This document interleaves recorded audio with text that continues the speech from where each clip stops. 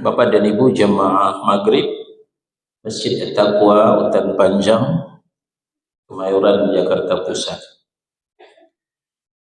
Selesai kita membahas tingkatan beriman kepada takdir. Sekarang kita lanjutkan kepada macam-macam takdir.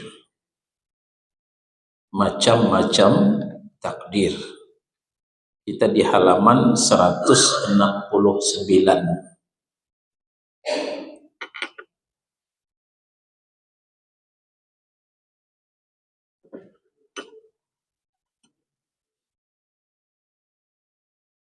Takdir itu ada 4 macam. Sebagaimana kemarin tingkatan takdir juga ada 4. Semua 4 macam takdir ini termasuk kandungan dari tulisan takdir umum. Dan semuanya kembali kepada ilmunya Allah Subhanahu wa ta'ala. Dan ini sifatnya mutlak serta mencakup segala sesuatu. Takdir pertama adalah takdir umum, disebut juga dengan takdir azali. Ma huwal azali? Apa itu azali? Azali itu maksudnya di waktu paling awal, tidak ada yang mengawalinya, ya. Jadi yang paling awal, masa yang paling awal itu disebut masa azali. Nah, di waktu itulah ditentukan takdir setiap makhluk Allah Subhanahu wa ta'ala. Ini jauh, bahkan 50.000 tahun sebelum Allah menciptakan langit dan bumi. Takdir segala sesuatu itu sudah dicetuskan oleh Allah Tabaraka wa ta'ala.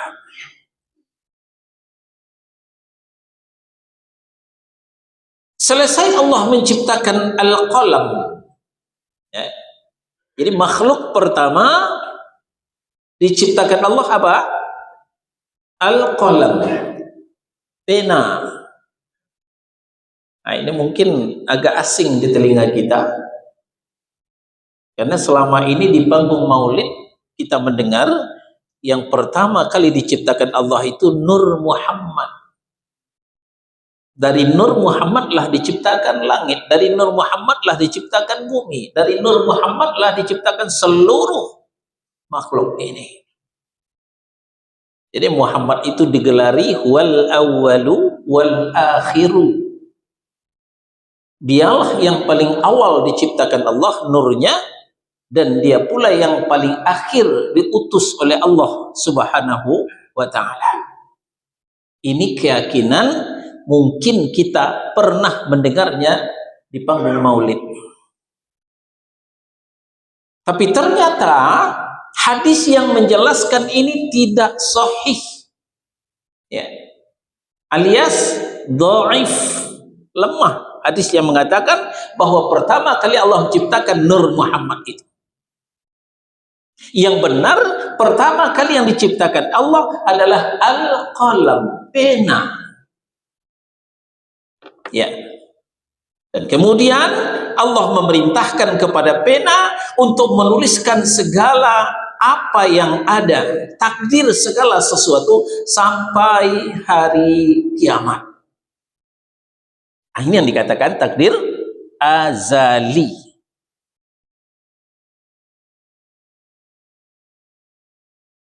Dalilnya Al-Hadid surah yang ke-57. Ya. Al-Hadid surah yang ke-57 ayat 22. A'udzu billahi minasyaitonir rajim. Ma asaba min musibatin fil ardi wala fi anfusikum illa fi kitabim min qabli an nabra'aha. Tidak suatu bencana pun yang menimpa di muka bumi, apakah di Aceh Tamiang, apakah di Sumatera Utara, di Tapteng, Tapanuli Tengah, apakah di Sumatera Barat, tidak pula yang menimpa dirimu sendiri. Ya. Kalau tadi yang kita sebutkan adalah musibah secara umum, secara global. Dan tidak terkecuali musibah yang lokal, yang khusus untuk kita. Kita jalan, menurut kita sudah hati-hati, diserempet juga oleh motor. Kita jalan sudah hati-hati, terantuk juga jempol kita. Ya, itu namanya takdir untuk pribadi.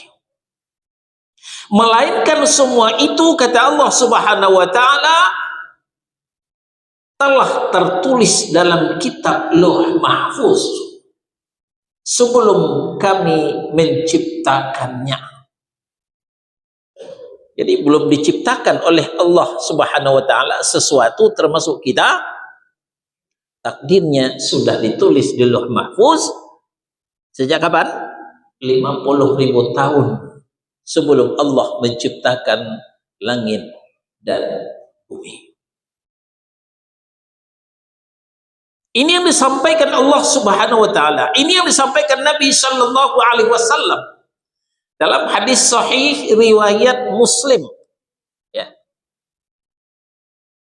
Kata Nabi sallallahu alaihi wasallam, kataballahu maqadiral khalaiqi qabla an yakhluqas samawati wal arda bi 50 alfasanah. Allah Subhanahu wa ta'ala telah menulis takdir segala sesuatu makhluk, jadi Lauh Mahfuz tadi, sejak kapan? Bi 50 alfasanah, sejak 50.000 tahun sebelum Allah menciptakan langit dan bumi. Jangan difikirkan puyeng, ya. Jangan 50.000 tahun, ya. 5.000 tahun aja kita udah puyeng. Tapi ini karena akidah, karena Nabi yang mengatakan, kita wajib percaya, kita wajib mengimaninya. Sedikit saja meragukan, apalagi tidak mempercayai, kafir. Karena ini berita sahih dari Nabi Shallallahu Alaihi Wasallam. Nah, supaya kita tidak menyimpang, maka jangan gunakan otak. Ya, kalau mendengar firman Allah, kalau mendengar hadis yang sahih, otak tidak berperan. Apa yang berperan? Hati.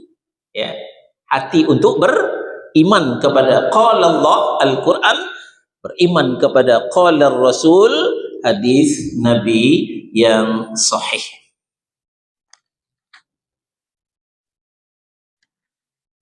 Kita lihat hadis yang menceritakan bahwa yang pertama kali diciptakan Allah itu al-qalam atau pena.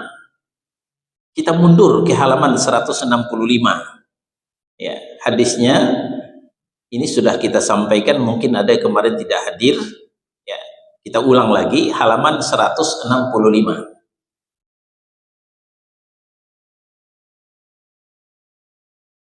Hadis dari Ubadah bin Samit, diriwayatkan oleh Ahmad dan lainnya.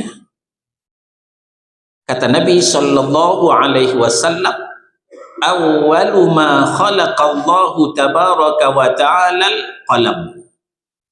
Makhluk yang pertama kali diciptakan oleh Allah Subhanahu wa ta'ala adalah al-qalam.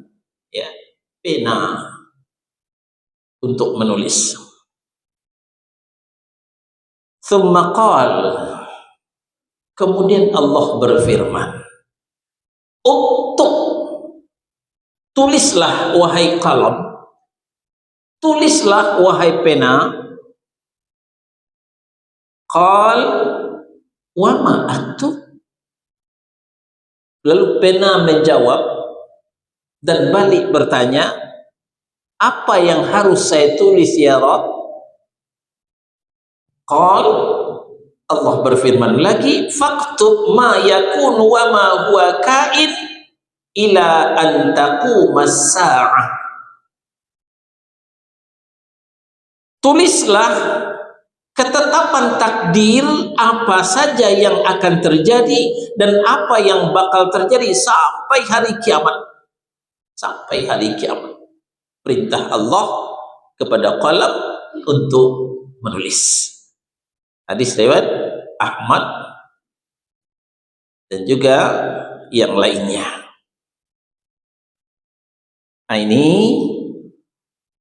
takdir macam pertama, takdir umum, secara umum, ya, atau disebut dengan takdir azali di masa awalnya. Ini banyak lagi dalil-dalil yang lain, tapi cuma itu yang diturunkan oleh penulis. Ya. Yang kedua disebut dengan takdir umuri. Ya, sesuai dengan umur kita masing-masing. Jelas tidak sama. Ya. Ada yang berumur sampai tua, lansia. Ada yang berumur hanya sampai dewasa, tidak sampai tua. Ada yang berumur hanya sampai muda, enggak sampai dewasa. Hanya sebatas remaja. Ada juga sebatas anak-anak. Ada juga belum sempat berjalan. Ada juga yang belum sempat lahir, meninggal. Ya, ini namanya takdir umuri. Umur. Nah, kapan itu? Ketika dia berada dalam rahim ibunya. Takdir umuri, yaitu takdir yang diberlakukan atas manusia pada awal penciptaannya. Pada awal penciptaannya. Ketika pembentukan air sperma, ya, sampai pada masa sesudah itu. Ya, ketika sperma ayah kita bertemu dengan indung telur ibu kita, nah itu mulai proses. Dan ini juga bersifat umum, mencakup rezekinya, perbuatannya, kebahagiaannya, kecelakaannya, kesengsaraannya, dan lain sebagainya. Ya. Dalilnya hadis sahih diriwayatkan oleh Al-Bukhari dan Muslim.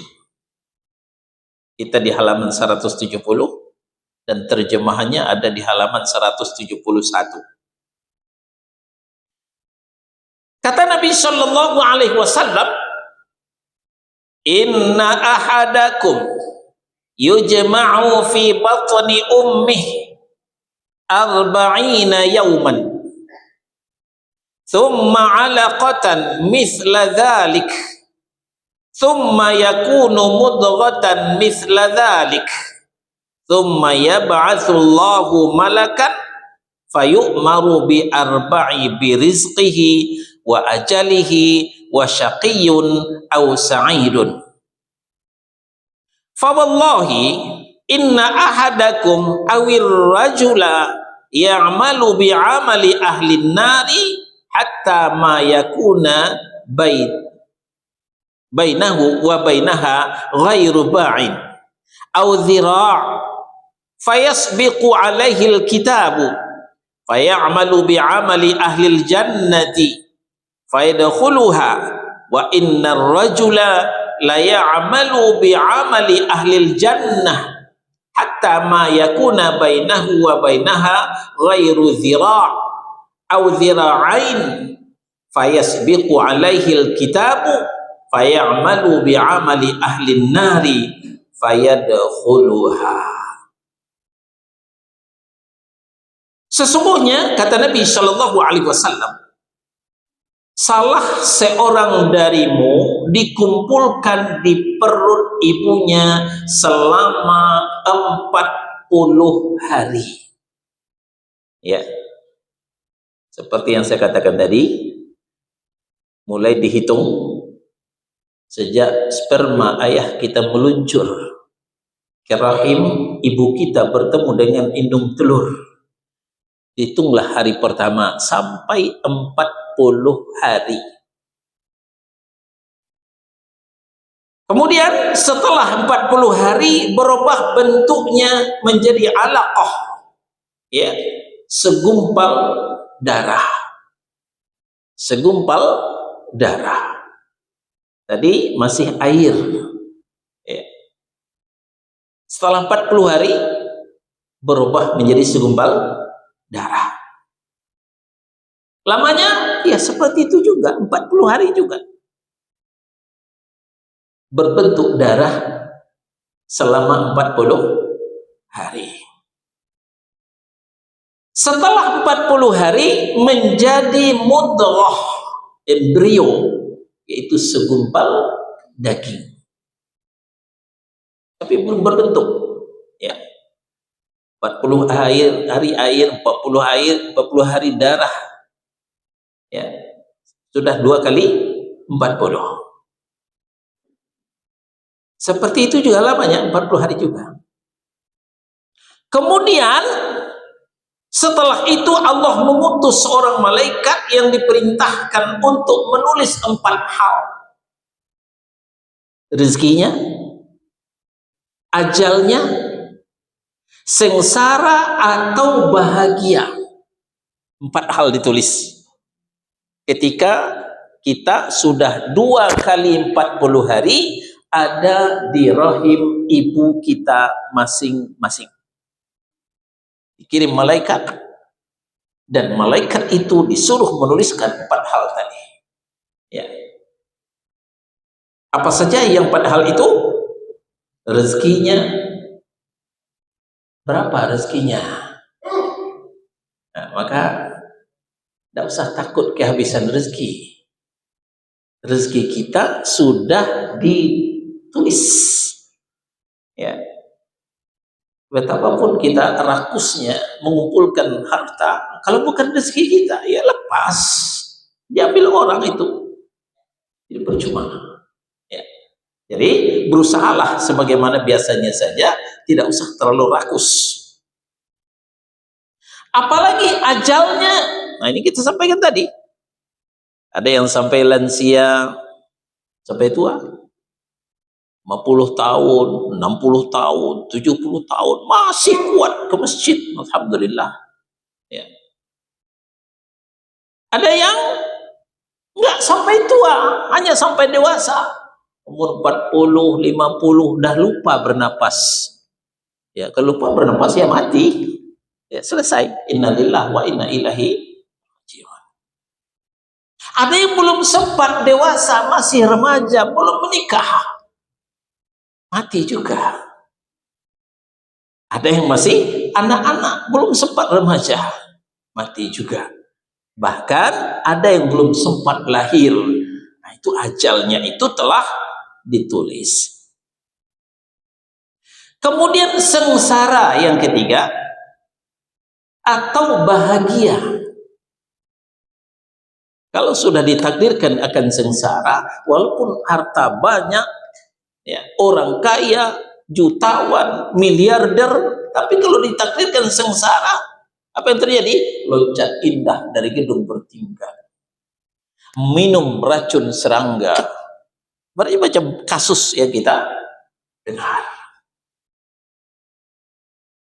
Lalu kalau bahagia sebaliknya, walaupun dia bukan orang kaya,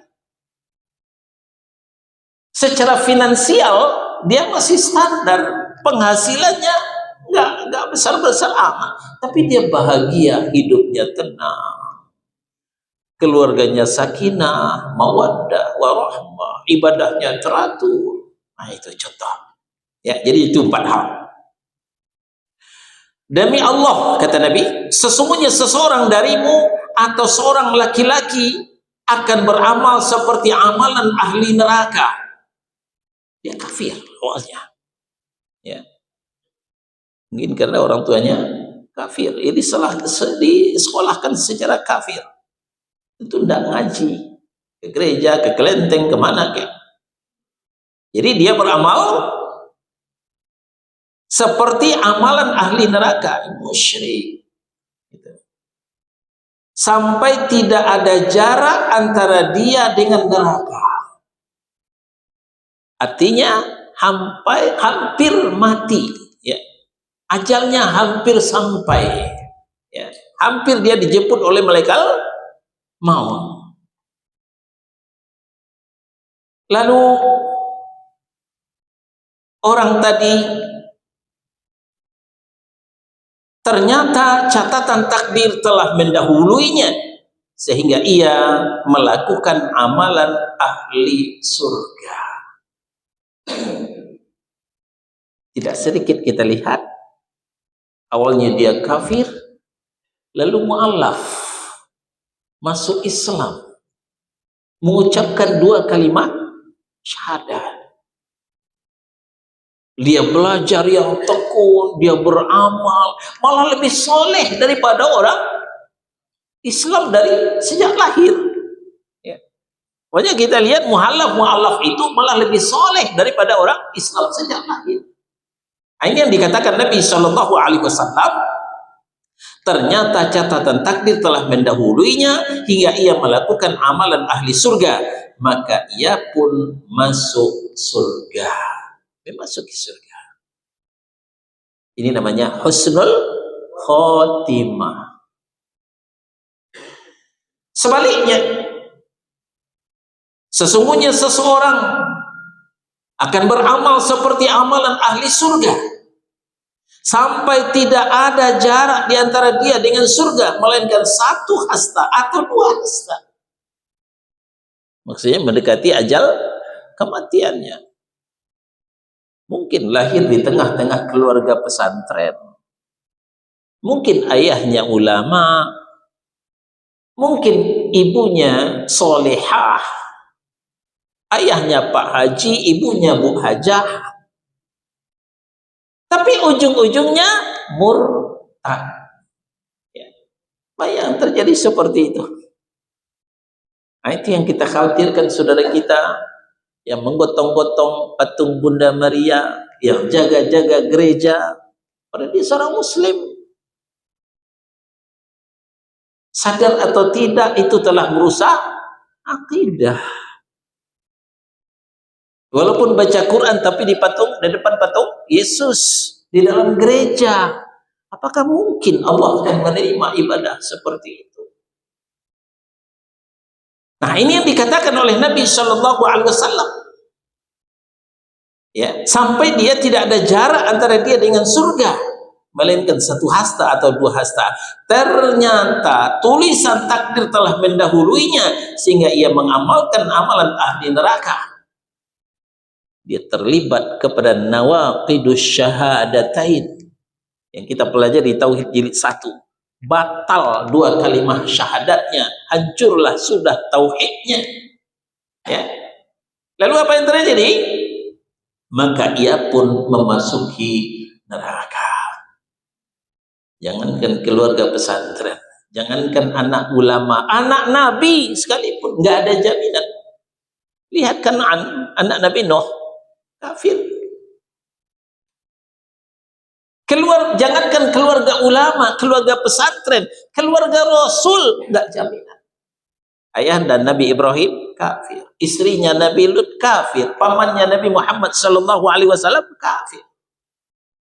Nah, itu kalau takdir telah mendahulinya. Nah, ini namanya takdir umuri yang ditulis ketika kita berada dalam rahim ibu kita masing-masing. Yang ketiga, takdir sanawi. Artinya takdir tahunan. Ya kayak kita juga ada program jangka panjang, ada program jangka pendek. Nah, tadi yang takdir umum tadi yang di azali itu ya katakanlah untuk memudahkan pemahaman saja, program jangka panjang. Nah, kemudian setelah takdir umuri ya itu masih umum. Ada lagi program jangka pendek, takdir sanawi, tahunan. Itu juga ditentukan rupanya. Takdir sanawi atau takdir tahunan yaitu yang dicatat pada malam Lailatul Qadar. Ya. Yang dicatat pada malam Lailatul Qadar di bulan Ramadan. Itu setiap tahun. Sebagaimana dalam Ad-Dukhan, ya, Ad-Dukhan ayat 44, surah 44 ayat 4 dan 5. Ya. A'udzubillahi minasyaitonir rajim. Fiha yufarraqu kullu amrin hakim. Amran min indina inna kunna mursilin. Pada malam itu, kata Allah Subhanahu wa taala, malam Lailatul Qadar itu dijelaskan segala urusan yang penuh hikmah.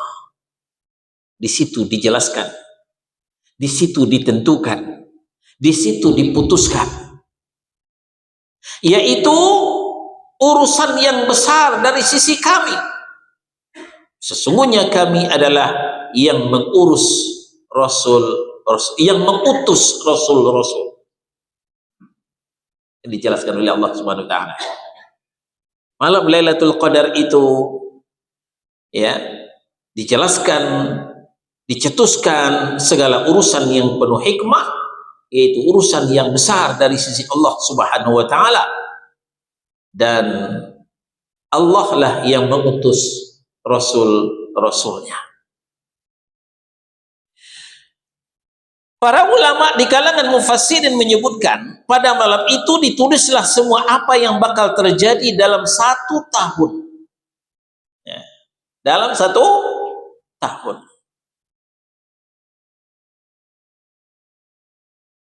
Mulai dari kebaikan, keburukan, rizki, ajal, dan lain-lain.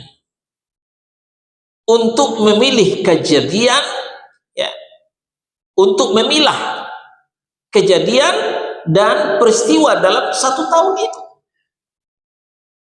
Akan terjadi bencana,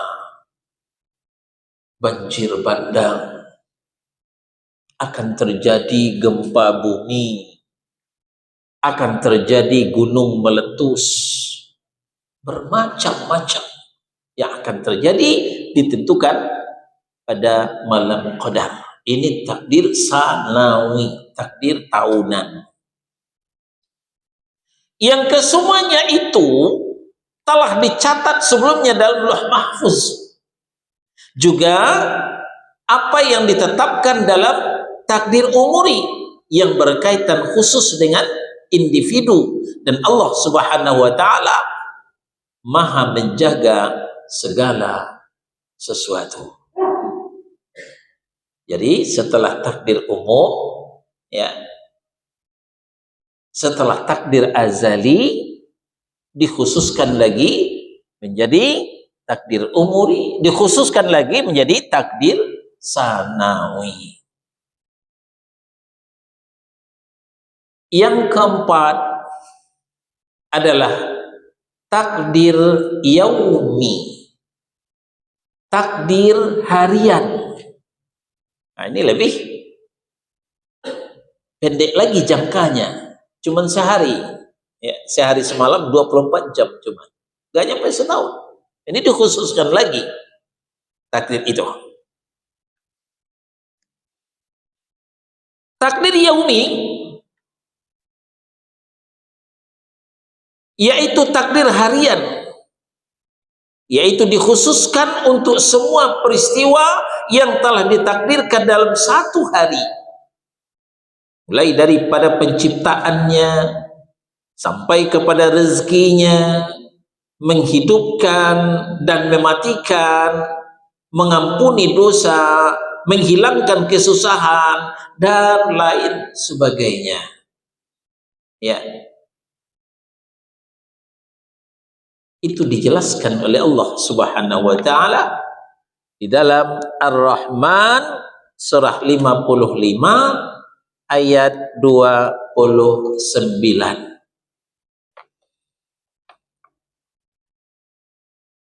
Kulla yaumin huwa fi sya'n.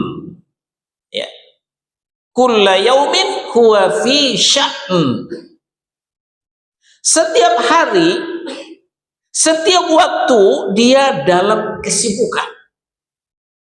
Dia siapa? Dia Allah Subhanahu wa taala. D-nya huruf besar, ya berarti Allah Subhanahu wa taala. Maksudnya apa yang menjadi urusannya menyangkut makhluknya. Takdir ini dan kedua takdir sebelumnya, umuri dan sanawi, merupakan penjabaran daripada takdir azali. Jadi 2, 3, 4 merupakan penjabaran daripada takdir pertama ini, itu takdir azali. Itulah 4 macam takdir. Lalu kemudian ketika eksekusinya, ya, ketika pelaksanaannya, maka takdir itu terbagi kepada 2 saja. Pertama, yang tidak ada sebabnya, tidak terkait dengan sebab. Yang kedua, yang terkait dengan sebab. Yang tidak terkait dengan sebab, maka tidak ada perubahan terhadap takdir itu. Ya. Saya ditakdirkan lahir di Sumatera. Sebagian kita ditakdirkan di Pulau Jawa. Itu tidak akan berubah. Ya. Dan tidak ada pesanan. Saya tidak pernah pesan jadi orang Sumatera. Demikian juga kita yang lain, apa lahir kita di Jawa Barat, Jawa Tengah, Jawa Timur, kita nggak pernah pesan. Dan itu tidak akan berubah. Yang kedua, takdir yang terkait dengan sebab, dan ini bisa berubah. Sebabnya itu usaha, ikhtiar, pekerjaan, doa, ya, itu akan merubah takdir. Dalilnya kita ke Ar-Ra'd. Ar-Ra'd surah yang ke-13 ayat 11.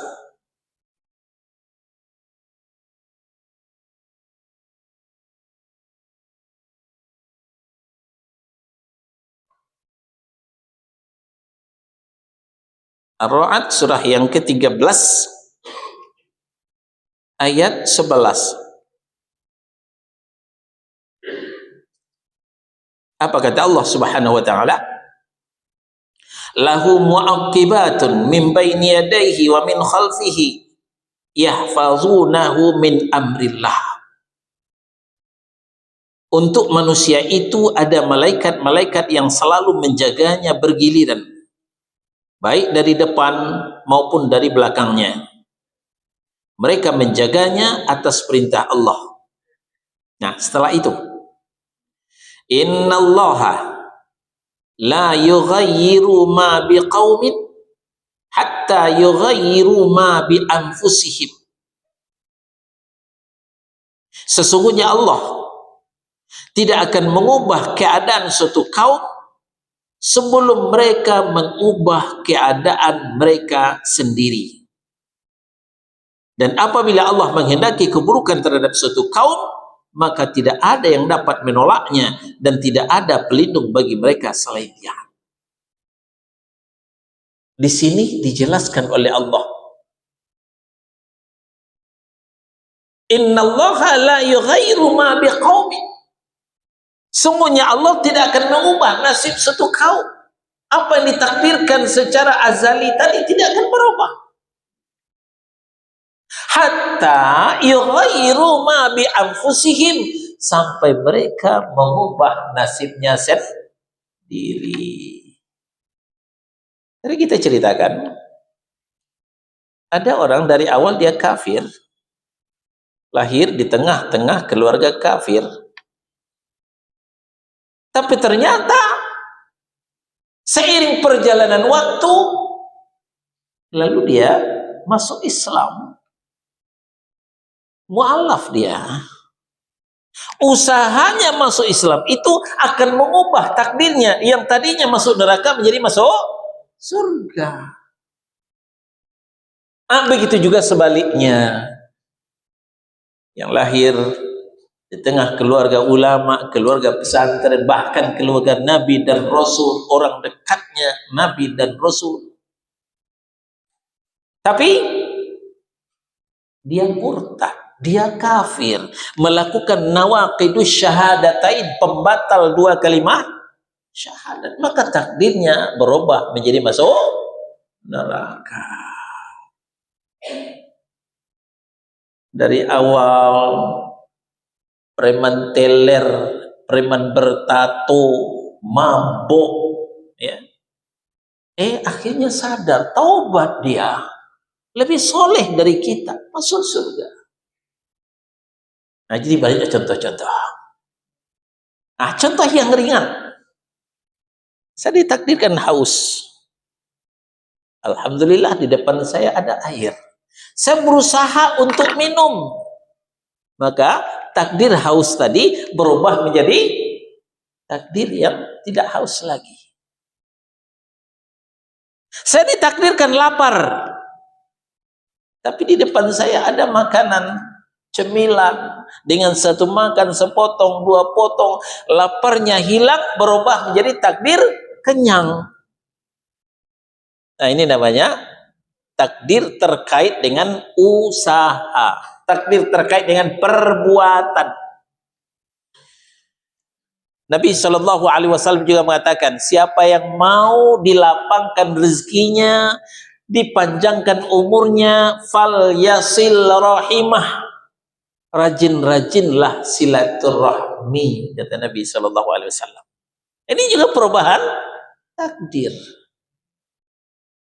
Jadi perjalanan kita di dunia ini sebenarnya berangkat dari takdir yang satu, pindah kepada takdir yang lain.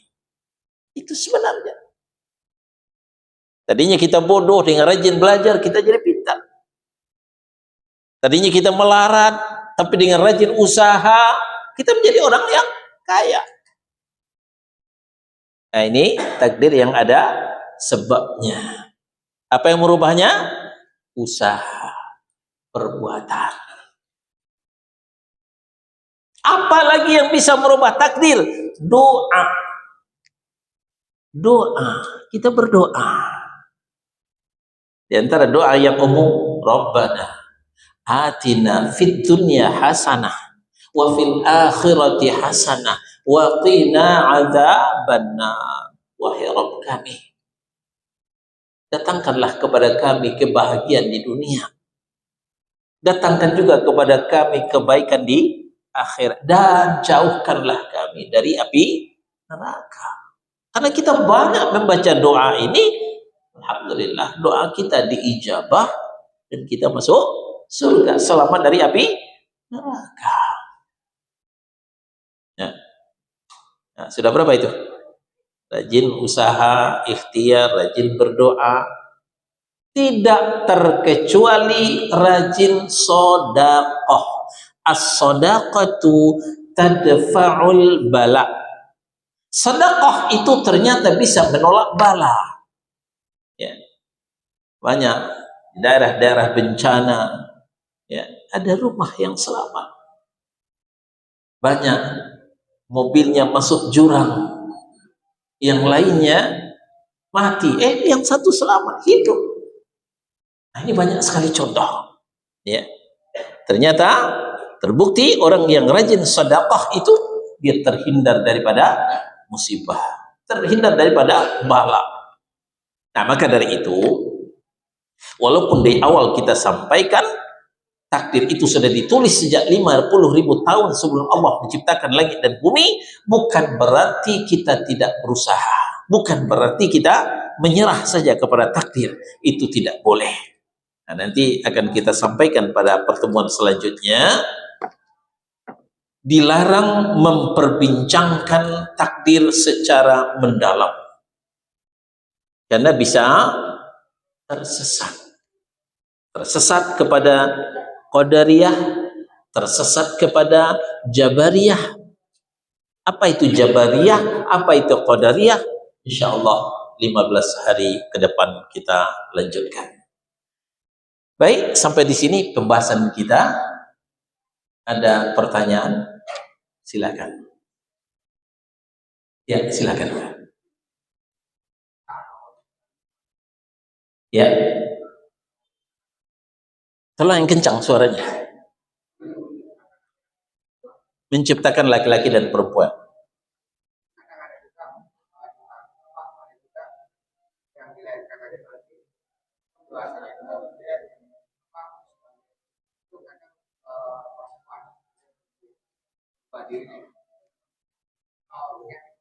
Ya. Transgender, ya. Intinya transgender. Dia dilahirkan laki-laki, berubah menjadi perempuan. Dia diciptakan perempuan, dia merubah jadi laki-laki. Apakah ini juga termasuk takdir? Sebelum saya jawab, ya, saya mau cerita dulu. Di masa Umar ibn Khattab radhiyallahu anhu, khalifah yang kedua, ketangkap seorang pencuri. Ya, ketangkap seorang pencuri. Ya, Umar seorang pemimpin yang tegas, nggak pandang bulu. Maka orang itu dicambuk, langsung Amirul Mukminin mencambuk.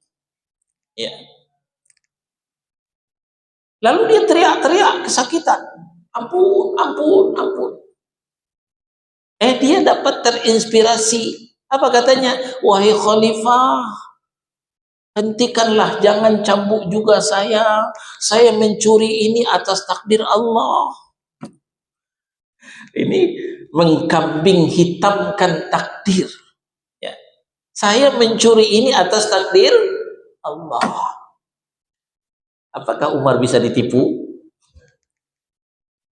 Kalau kita mungkin kita hentikan, oh ya udahlah, pergilah kamu, mungkin gitu. Tapi Umar seorang Amirul Mukminin nggak bisa ditipu. Oh begitu ya? Iya. Nah sekarang dengar ya. Saya mencambukmu ini juga atas takdir Allah. Makin dikencangin cambuknya oleh khalifah. Draw. Nah itu. Jadi tadi kita sempat sampaikan, perjalanan kita berangkat daripada takdir yang satu ke takdir yang lain. Bisa dari takdir buruk ke jadi takdir baik, bisa dari takdir baik menjadi takdir buruk. Dia diciptakan sebagai seorang laki-laki. Bisa saja dia seorang laki-laki yang soleh, tapi di perjalanan dia merubah kelaminnya menjadi perempuan, dan itu dilaknat oleh Allah. Transgender itu, jadi dia menjadi orang yang fasik, ahlul maksiat. Juga begitu sebaliknya, dia dilahirkan dia dengan perempuan, mungkin ditakdirkan sebagai perempuan yang solehah, ya, mungkin ahli surga. Tapi dengan dia transgender, itu perbuatan yang dilarang, yang dilaknat oleh Allah, maka dia jadi orang yang fasik, ya. Tentu dia tidak lagi menjadi masuk dari ahli al-jannah, menjadi ahli nar. Jadi apa saja yang diberikan Allah jangan dirubah-rubah. Nah, kita bisa senak dulu, silahkan muazin, nanti kita sempurnakan. Kita lanjutkan sedikit lagi. Ada yang berkata, memang dari kecilnya sudah begitu, Ustaz. Dia memang laki-laki, tapi dia keperempuan-perempuanan. Dia suka main dengan perempuan, suka dengan pernak-pernik perempuan. Atau sebaliknya, dia lahir perempuan, tapi dia kelaki-lakian. Ya. Dia suka main dengan laki-laki. Bapak dan Ibu, dalam Islam itu ada namanya khunsa. Ya. Jadi dalam Islam itu lengkap. Ada aturannya. Bagaimana solusinya yang khunsa itu? Maka kita melihat mana yang dominan.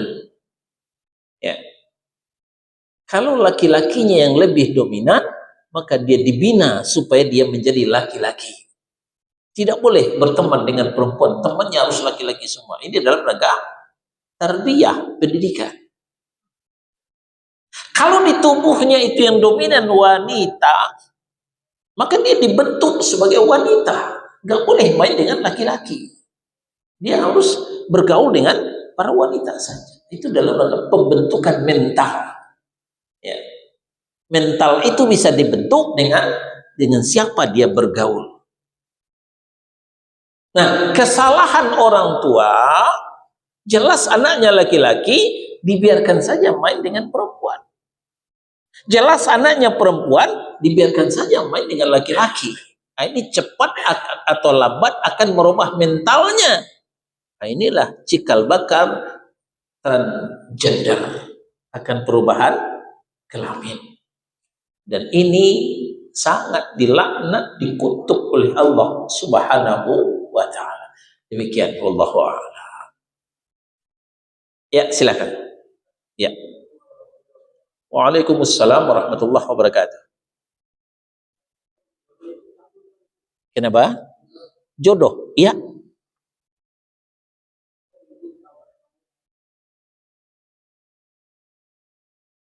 Kalau kita jodoh kita, kenapa kita dipertemukan?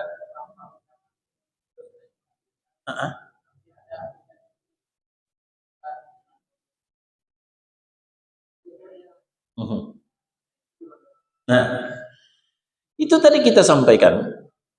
Takdir itu ada yang terkait dengan sebab, ada yang tidak terkait dengan sebab. Ya. Jadi dalam takdir kita masih meraba-raba ini. Di mana takdir kita? Hanya Allah yang tahu. Umpamanya, ya, kita ditakdirkan jodoh kita perempuan sembarangan, nggak solehah. Tapi dengan kita berusaha, kita berdoa, usaha, ya, mencari info tentang wanita solehah. Itu wanita solehah itu di pengajian. Nggak mungkin di tempat-tempat hiburan, ya, diskotik nggak mungkin ketemu wanita solehah. Sambil berdoa kita supaya dipertemukan jodoh yang solehah. Nah, takdirnya tadi perempuan sembarangan tadi akan berubah menjadi perempuan yang solehah. Nah, begitu juga sebaliknya, mungkin di awalnya sudah ditakdirkan menjadi dapat jodoh yang solehah atau yang soleh. Tapi karena pengaruh pergaulan, suka ke diskotik, maka dapatlah jodoh preman. Dapatlah jodoh sembarangan orang. Nah, jadi tadi kita sampaikan takdir itu biasa berubah oleh karena perbuatan. Apakah perbuatan baik ataukah perbuatan buruk? Ya, apa yang kita lakukan yang akan merubah takdir kita itu sendiri. Ayatnya sudah kita sampaikan, Ar-Ra'd surah yang ke-13 ayat 11 itu tadi. Nah, itulah sebabnya kita disuruh berbuat yang terbaik, berdoa yang terbaik. Ya, mudah-mudahan takdir akan mengikuti semua usaha kita, semua doa kita. Demikian, wallahu a'lam. Pada tu silakan. Waalaikumsalam warahmatullahi wabarakatuh.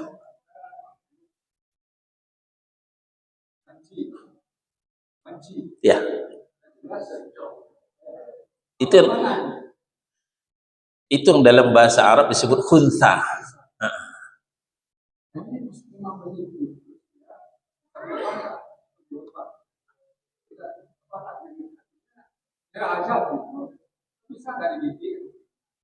Itu yang tadi kita sampaikan, di dalam Islam sudah ada ajaran itu. Kalau memang ada si fulan, unsa, bencong, banci, maka dilihat apa yang dominan. Kalau dominannya laki-laki, ya dibina sebagai laki-laki, pergaulannya laki-laki, ya pernak-pernik mainannya laki-laki. Sebaliknya, kalau dominannya perempuan, maka pergaulan juga perempuan dibina sebagai seorang perempuan. Maka perlu bantuan psikiater ya untuk kejiwaannya, pembinaan mentalnya itu. Bukan dibiarkan saja. Ya. Ini keterledoran orang tua. Ya, wallahu a'lam. Silahkan jenengan. Kenapa? Ya.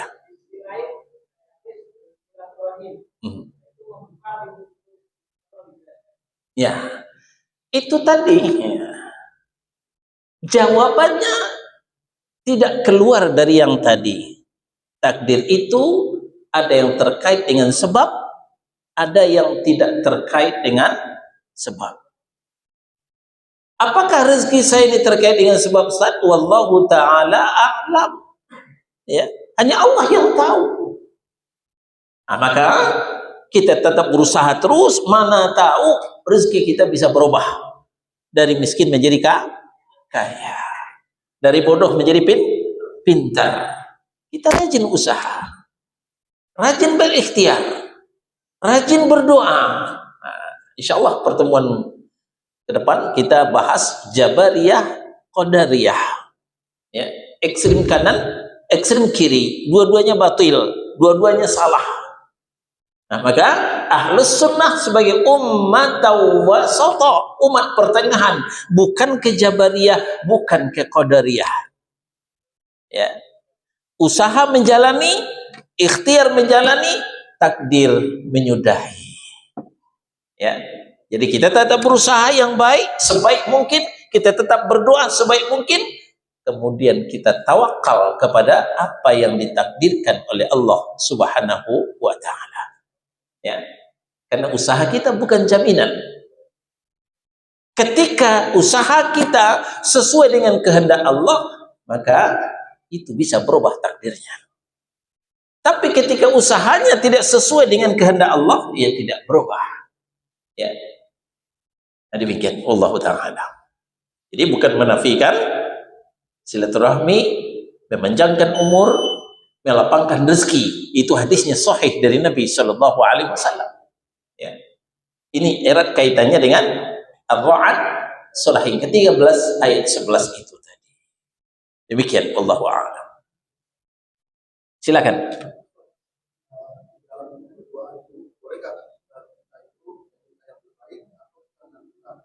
Atau menentukan.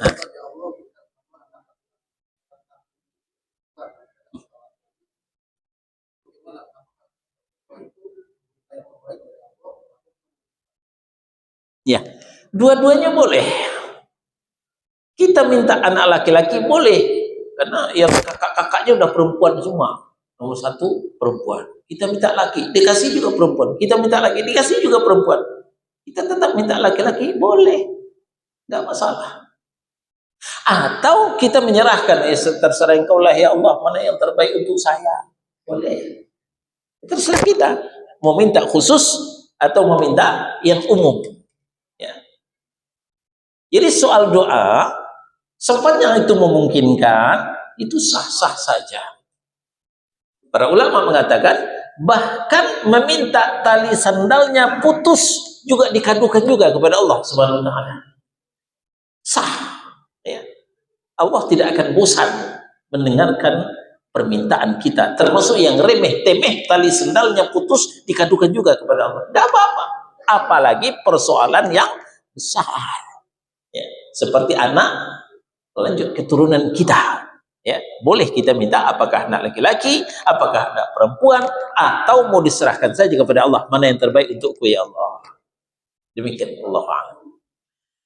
Baik, kita cukupkan sampai di sini. Subhanakallahumma wa bihamdika asyhadu an la ilaha illa anta astaghfiruka wa atubu ilaik. Wassallallahu ala nabiyyina Muhammadin wa ala alihi wa sahbihi wasallam. Barakallahu li wa lakum. Wassalamu alaikum warahmatullahi wabarakatuh.